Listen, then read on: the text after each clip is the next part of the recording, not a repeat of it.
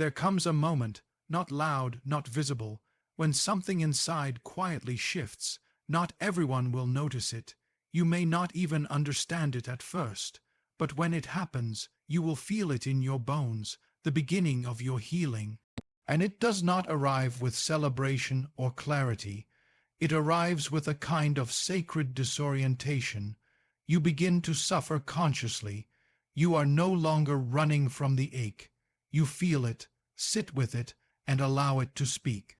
This is not weakness, this is strength, the kind that comes when the soul begins to awaken from its long sleep beneath the noise of survival. There is a quiet rebellion that begins within, a disturbance that is not caused by the world outside, but by something deep and ancient stirring from within your soul. It is not a scream, but a whisper. Not an explosion, but a tremor, and yet its impact is seismic. This is the beginning of conscious suffering. It does not announce itself with clarity. Instead, it arrives as a sense of inner dissonance, like something once tolerable has become intolerable. What you once brushed off now wounds. What once gave you pleasure now leaves you hollow. You no longer feel aligned with the person you are performing as. At first, you may think something is wrong, and something is, but not in the way you fear. The truth is, your unconscious pain has decided it will no longer remain unconscious. The shadow, the part of you that has carried your forgotten grief, your hidden fears, your unloved self, is no longer content to be silent. You feel restless, you feel raw, you feel broken open in ways that are difficult to articulate. This is not the pain of injury, it is the pain of awakening. Conscious suffering is different from the pain you knew before. It is not reactive, it is not suppressed, it is not displaced onto others. Instead, it is allowed, it is held, it is watched like a sacred ritual. You begin to suffer with awareness, and that changes everything. You start to notice the inner dialogues, the harsh ones, the scared ones, the lonely ones. You hear them now, not as noise, but as voices that need your attention. You begin to observe how often you numb yourself, with work, with noise, with people, with distraction. But the distractions lose their power, the pain asks to be seen, and for the first time, you are no longer interested in fixing it quickly. You begin to lean into it. This is not passive. This is not resignation. It is participation. It is presence. The act of sitting with your suffering without turning it into a story or a diagnosis. You stop trying to label it. You just allow it. You hold space for the ache. You look into the mirror of your discomfort and see 1,000 buried truths staring back. It is a strange paradox. The moment you stop running from your pain, the moment you turn toward it, you begin to feel a subtle shift. Not relief necessarily, but meaning. You may cry, but your tears will feel ancient, cleansing, sacred. You may ache, but there is dignity in your ache now. It has purpose. It has weight. Your heart, though bruised, is more honest than ever. In this space, you begin to understand that pain is not your enemy. It is your initiation. It is the teacher that no one invites, but everyone needs. Conscious suffering strips away the unnecessary. It reveals the falseness in your life, the relationships you've outgrown, the values that are not yours, the masks that no longer fit. Everything begins to feel sharper, more exposed, the illusions fall away, and you are left naked before yourself. No script, no armor, no excuses, only you, only the truth, only the quiet knowledge that something irreversible has begun. There comes a moment, subtle yet devastating, when the identity you have worn for so long begins to fray.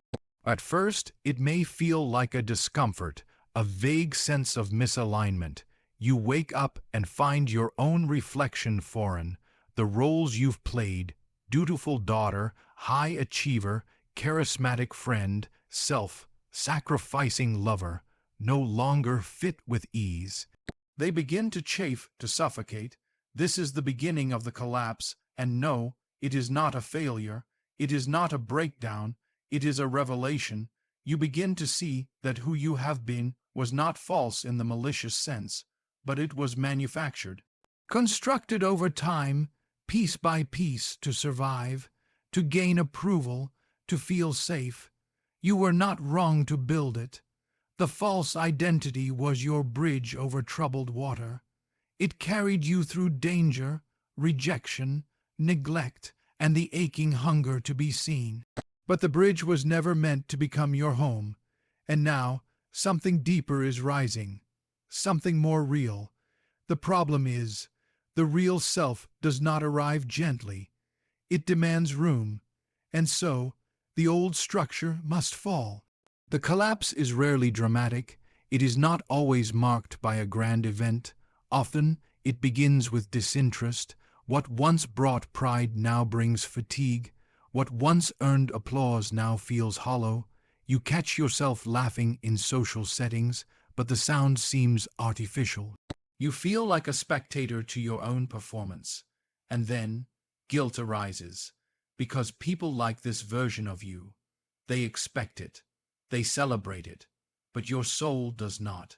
And the longer you pretend, the more unbearable it becomes. This is not depression. This is not laziness. This is your soul rejecting the inauthentic. And so the unraveling begins. You begin to question everything: your career, your values, your relationships, your desires. The scaffolding of your ego, so carefully assembled, starts to creak, and you may panic. Because if you are not who you thought you were, then who are you? The answer will not come quickly, and that is part of the process. In truth, you must lose yourself to find yourself. You must walk through the ashes of your former life with empty hands. You must stop defending the person you created long enough to discover the person you were born to be. This collapse is sacred, but it does not feel sacred.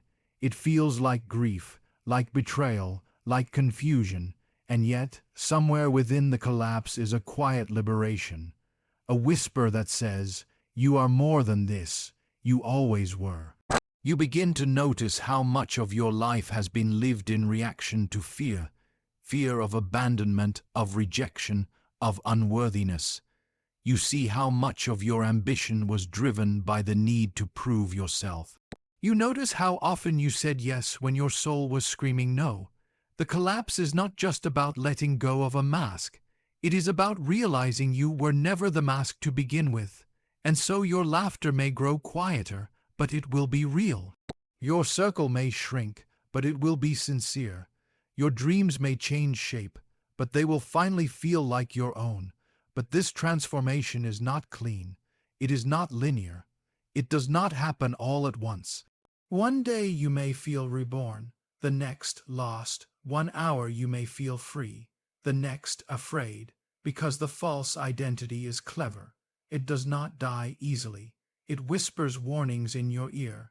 Don't change, you'll lose everything. You'll be alone. You'll be nothing. But those are lies meant to keep you small, and the truth, though terrifying, is waiting for you to stop performing, waiting for you to stop pleasing, waiting for you to stop proving, waiting for you to come home to yourself. There are pieces of you long buried, long silenced, that begin to stir when the process of healing truly begins. Not because you summon them, but because they have been waiting for your strength, waiting for your willingness, waiting for the exact moment when the mask weakens, when the facade crumbles, and there is finally space for them to emerge. This is not regression. It is not a breakdown. It is the soul retrieving what it once disowned in order to survive.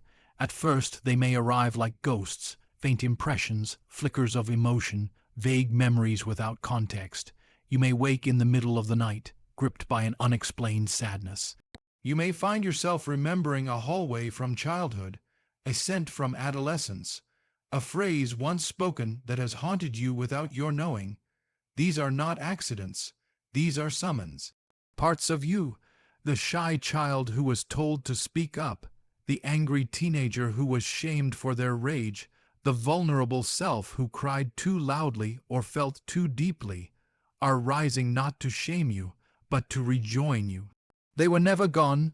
They were pushed down, exiled, fragmented from your conscious identity because they were deemed too much or not enough. And now they return, not as invaders, but as messengers. They carry the very emotions you tried to escape: grief, fear, rage, tenderness.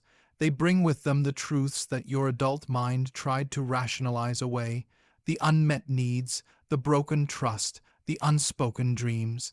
And in their return, they do not speak in logic. They speak in symbols, in dreams, in bodily sensations. They do not beg for understanding. They ask for presence. You may feel strange, unfamiliar, even to yourself. As if different voices are trying to speak through you, and in a sense that's true. They are not outside of you. They are you, once hidden, now arriving. They show up when you least expect them, in moments of vulnerability, in art, in music, in the silence between distractions. You may find yourself weeping at a film you would have dismissed before, or feeling irrational anger over something seemingly small. But these are not irrational. They are remnant, pieces of your soul finally finding oxygen again. The world taught you to amputate parts of yourself in order to be loved. Now, healing asks you to remember where you buried those pieces, to go back, to listen, to feel what you once could not bear to feel, to see what you once had to turn away from, and to do so without judgment. The child in you does not want to be fixed. The wounded part of you does not want to be silenced. They want to be acknowledged. They want to be held, and this requires a slowing down, a willingness to not rush to resolve, a patience that allows discomfort to unfold, because these rejected parts will not trust you at first.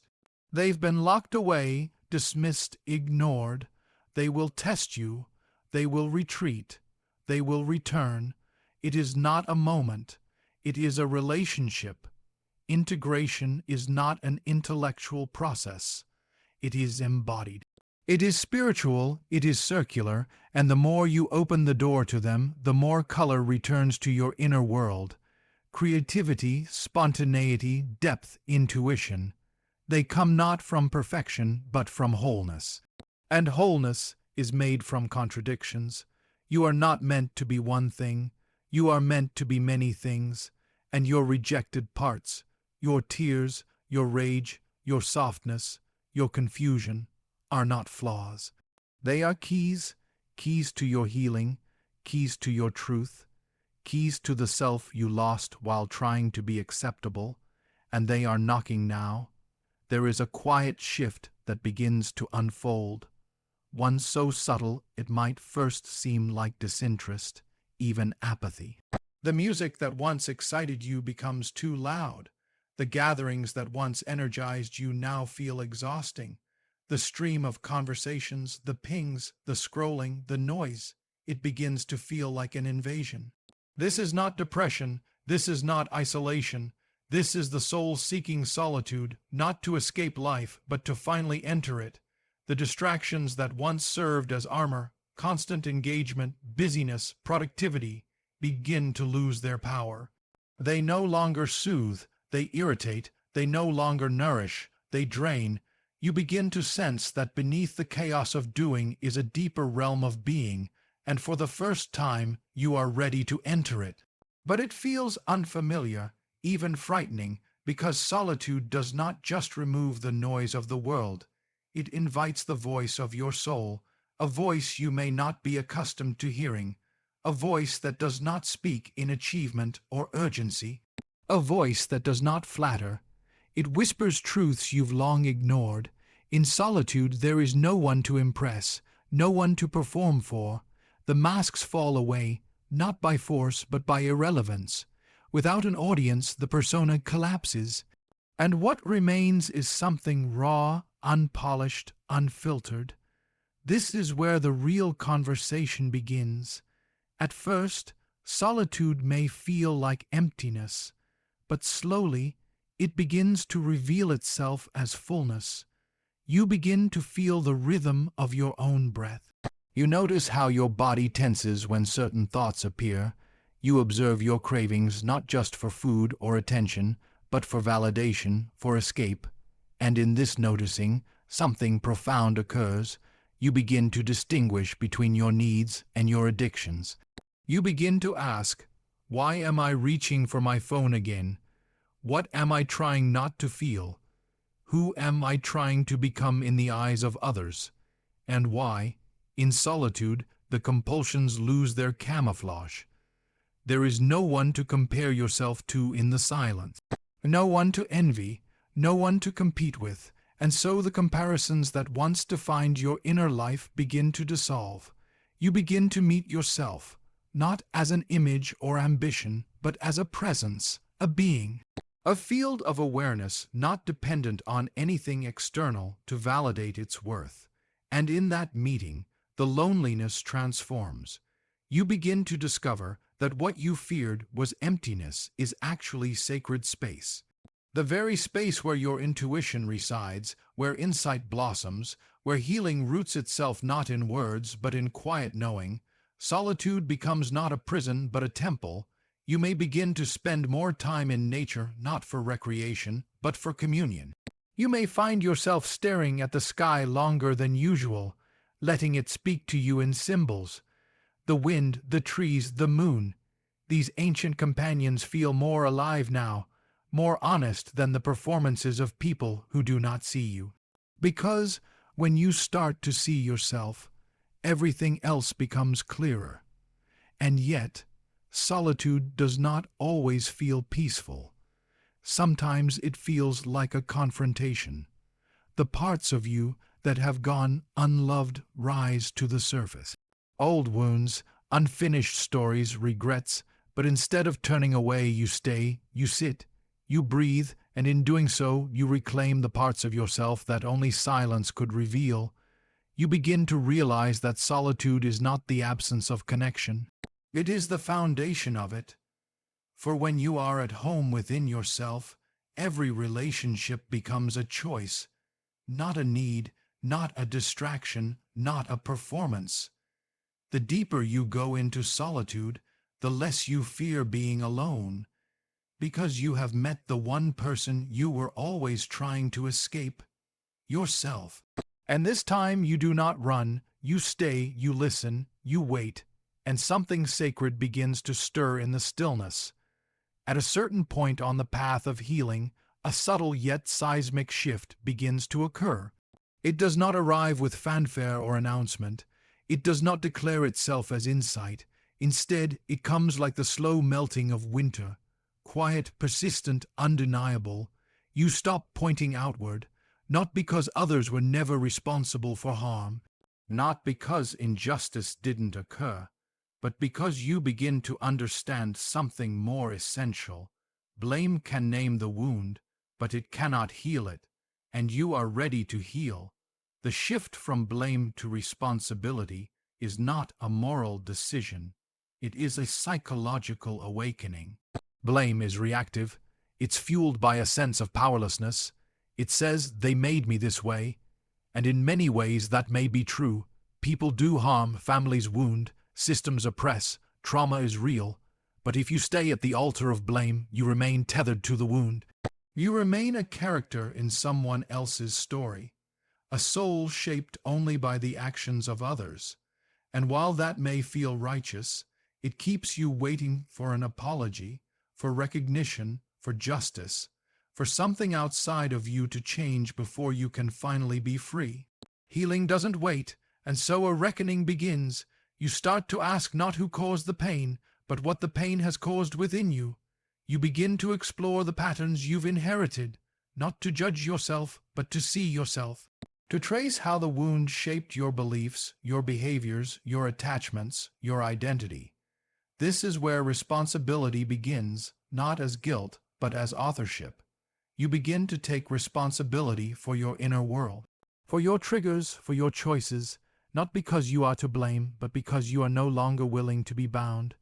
You begin to say things like, this belief isn't mine. I inherited it in survival. This behavior protected me once, but now it keeps me small.